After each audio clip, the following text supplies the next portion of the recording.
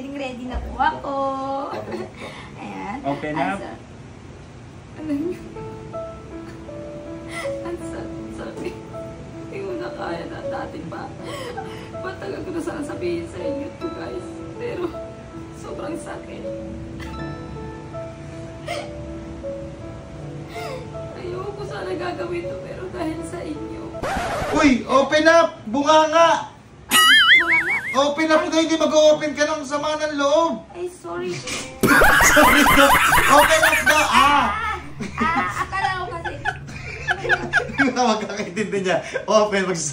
Pag sabi nito open up, bubuka mo yung bibig mo. Bubuka. Hindi yung magsasabi ka ng mga kasama, mga ano, sama ng loob. Sige na, ready na ka. Oo naman, hindi naman sila yan. Nga nga daw, nga nga. Nga nga, ang open up. Ayan. Nakastawa talaga na ito ni Annalyn eh.